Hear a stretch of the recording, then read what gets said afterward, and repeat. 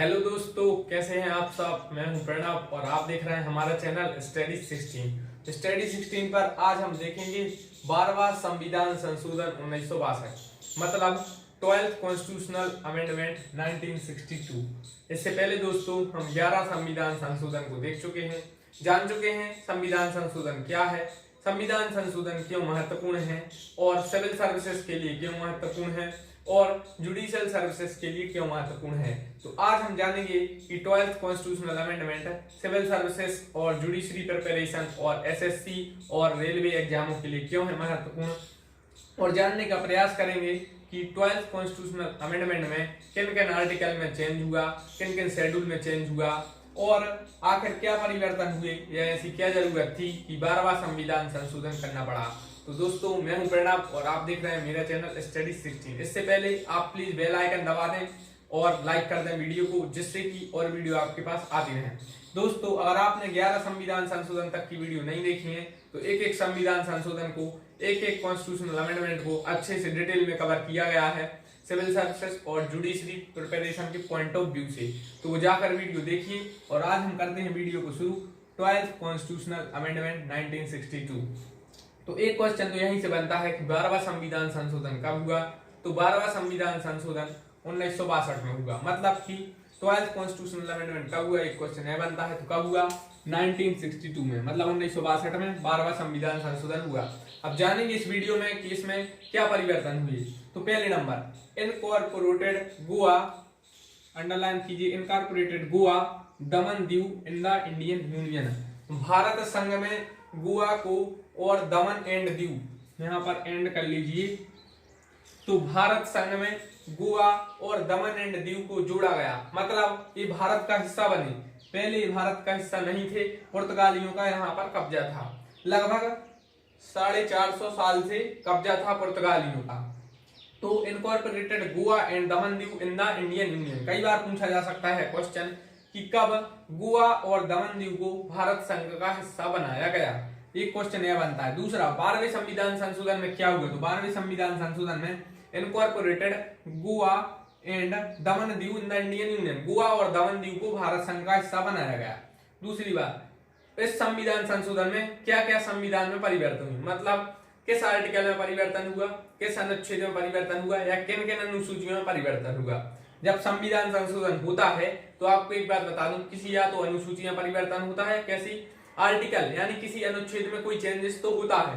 तो हुआ है अमेंडमेंट आर्टिकल ऑफ 240, मतलब अनुच्छेद 240 में परिवर्तन हुआ और शेड्यूल 1 में परिवर्तन हुआ, मतलब इनमें कुछ बातें जोड़ी गई। तो क्वेश्चन यह बनता है कि 12th कॉन्स्टिट्यूशनल अमेंडमेंट कब हुआ। तो 12th कॉन्स्टिट्यूशनल अमेंडमेंट 1962 में हुआ। 12वां संविधान संशोधन 1962 में हुआ। क्या हुआ?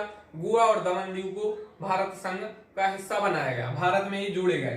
तीसरी बात, इसमें आर्टिकल 240 और अनुसूची 1 में परिवर्तन हुआ। आपको पता है जब संविधान लागू हुआ था तब 8 अनुसूचियां थी और अभी 12 अनुसूची हैं। और एक बार यूपीएससी एग्जाम में 2019 पिछली साल पूछा गया था कि जब 9वीं अनुसूची जोड़ी गई उस समय भारत के प्रधानमंत्री कौन थे। तो 9वीं अनुसूची जोड़ी गई थी 1951 में और वो पहला अमेंडमेंट था, मतलब फर्स्ट कॉन्स्टिट्यूशनल अमेंडमेंट। इसलिए आप समझ रहे होंगे कि संविधान संशोधन की कितनी महत्वपूर्ण भूमिका है कॉम्पिटिटिव एग्जाम में। अगर आपको कॉम्पिटिटिव एग्जाम क्वालिफाई करना है तो आपके लिए संविधान संशोधन पढ़ना जरूरी है और हम एक एक संविधान संशोधन को डिटेल में देखेंगे। तो अमेंडमेंट हुआ आर्टिकल 240 और शेड्यूल 1 में, मतलब अनुच्छेद 240 अनुसूची 1 में हुआ परिवर्तन। तीसरी बात, गोवा और दमन दीव को जब यूनियन टेरिटरी बनाया गया था, जब यह राज्य नहीं थे। एक क्वेश्चन यह भी आ सकता है कि गोवा को राज्य बना दिया गया जब और दमन एंड दीव को यूनियन टेरिटरी, तो ऐसा नहीं है। जब गोवा भी यूनियन टेरिटरी था और दमन एंड दीव को भी यूनियन टेरिटरी बनाया गया और ये भारत के पश्चिमी हिस्से में आते हैं। गोवा एंड दमन दीव पश्चिमी हिस्से में पड़ते हैं, ऊपर उत्तर, नीचे दक्षिण, पूरब पश्चिम, ठीक है। तो उसके बाद 1987 में गोवा 25वां राज्य बना, तो बाद में गोवा को राज्य बना दिया गया है। सबसे इंपोर्टेंट क्वेश्चन है कि गोवा को राज्य कब बना दिया गया। तो आप लोग 1961 मत लगा दीजिएगा, 1962 नहीं लगा दीजिएगा ना, 12th कॉन्स्टिट्यूशनल अमेंडमेंट लगाना है। गोवा राज्य बना 1987 में। गोवा कौन सा राज्य बना? तो यह जब 25वां राज्य बना। तो 1987 में गोवा को राज्य बनाया गया। अब एक और बात बता दूं आपके लिए जैसे आप यूपीएससी या कोई भी एग्जाम दीजिए तो वहां पर जमाने के लिए आ जाता है कि आपको सीरियल नंबर से जमाना पड़ता है कि कौन पहले हुआ। तो 9वीं अनुसूची कब जोड़ी गई, एक दे देंगे आपके लिए। उसके बाद दे देंगे 8वां संविधान संशोधन कब हुआ, गोवा को राज्य कब बनाया गया, या दादरा नगर हवेली कब भारत संघ का हिस्सा बनी। इस प्रकार से जब आपको जमाना पड़ेगा तो आपके लिए डेट याद रखना जरूरी है। जब आप डेट याद रखेंगे तभी तो आपको पता चलेगा कि पहले क्या हुआ। क्या पहले air India Bharat air nationalisation हुआ कि स्टेट बैंक का नाम चेंज हुआ है, कुछ भी मैं बता रहा हूँ पॉइंट ऑफ व्यू से, एक एग्जाम्पल के तौर पे किस प्रकार से पूछे जाते हैं कि फर्स्ट अमेंडमेंट का पहले हुआ कि जमाने के लिए आ जाते हैं। तो 1987 में गोवा 25वां राज्य बना। ये राज्य आप चेक कर लीजिए 25वां है कि नहीं, जनरली 25वां है। तो गोवा को राज्य का दर्जा दिया गया था 1987 में। उसके बाद एक ऑपरेशन विजय चलाया गया था, ये काफी महत्वपूर्ण है। ये इसलिए चलाया गया था कि गोवा को पुर्तगालियों से आजाद करवाया जाए और भारत संघ में जोड़ा जाए। तो ऑपरेशन विजय इससे संबंधित है। जनरली ये क्वेश्चन नहीं आता है लेकिन फिर भी आप लिख लीजिए ऑपरेशन विजय। ऑपरेशन विजय चलाया गया था। और पुर्तगाल की कैपिटल जनरली काफी एग्जाम में पूछी जाती है, मैं यही देख रहा था, एसएससी एग्जाम और एनटीपीसी एग्जाम में ज्यादातर पूछी जाती है। तो पुर्तगाल की कैपिटल है लिस्बन, LISBON पुर्तगाल की कैपिटल है। पुर्तगाल एक यूरोपियन कंट्री है और यह एक यूरोपियन कंट्री है, स्पेन से बॉर्डर शेयर करता है। और इसी के एक फेमस क्रिकेट फुटबॉलर है क्रिस्टियानो रोनाल्डो।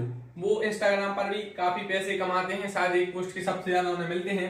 क्रिस्टियानो रोनाल्डो महान फुटबॉलर हैं और लगभग 450 साल से पुर्तगाल का शासन था गोवा पर। तो 451 साल से पुर्तगाल का शासन था। तो इस वीडियो में हमने जाना 12th कॉन्स्टिट्यूशनल अमेंडमेंट कब हुआ, तो 12वां संविधान संशोधन 1962 में हुआ। दूसरी बात, जब 12वां संविधान संशोधन हुआ या 1962 में भारत के प्रधानमंत्री कौन थे, तो भारत के प्रधानमंत्री थे पंडित जवाहरलाल नेहरू। उसके बाद incorporated Goa Daman Diu in the Indian union, Goa दमन व दीव को भारत संघ में जोड़ा गया। अमेंडमेंट हुआ आर्टिकल 240 और अनुसूची 1 में। अनुसूची 1 में राज्य और उसके भी बताए गए हैं। दूसरी बात, गोवा दमन दीव को जब यूनियन टेरिटरी जोड़ा गया, राज्य नहीं बनी, उसके बाद में गोवा को राज्य बना दिया गया। कब बनाया, 1987 में बनाया।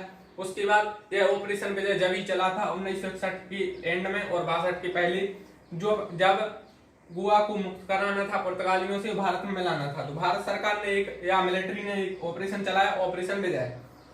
तीसरी बात, 450 साल से पुर्तगालियों का शासन था। एक क्वेश्चन ये भी आ सकता है कि लगभग इतने से ज्यादा साल तक पुर्तगालियों का शासन था। एक और बात आती है, पुर्तगाल की कैपिटल क्या है, तो लिस्बन है। और अमेंडमेंट हम देख चुके हैं, 12th कॉन्स्टिट्यूशनल अमेंडमेंट से जनरली इतने ही क्वेश्चन बनते हैं। एक क्वेश्चन तो यही आता है सर, 12th कॉन्स्टिट्यूशनल अमेंडमेंट कब हुआ, 1962 में हुआ। क्या हुआ, गोवा दमन दीव को भारत में जोड़ा गया। और अमेंडमेंट हुआ आर्टिकल 240 शेड्यूल 1 में। और गोवा को फिर राज्य कब बना दिया गया, और उस समय भारत के प्रधानमंत्री कौन थे। ऑपरेशन विजय किससे संबंधित है, तो गोवा को भारत में मिलाने से संबंधित है। और गोवा पर लगभग कितने सालों से पुर्तगालियों का शासन था, तो 450 साल से लगभग शासन था। पुर्तगाल की कैपिटल क्या है, तो लिस्बन है। तो इस वीडियो में हमने सब कुछ जाना 12th कॉन्स्टिट्यूशनल अमेंडमेंट के बारे में। इससे पहले हम 11 संविधान संशोधन देख चुके हैं और नेक्स्ट वीडियो मिलेंगे 13वें संविधान संशोधन के साथ। तो कहीं न जाइए और मिलते हैं नेक्स्ट वीडियो में। Thank you, thanks for watching. बस please you can now subscribe.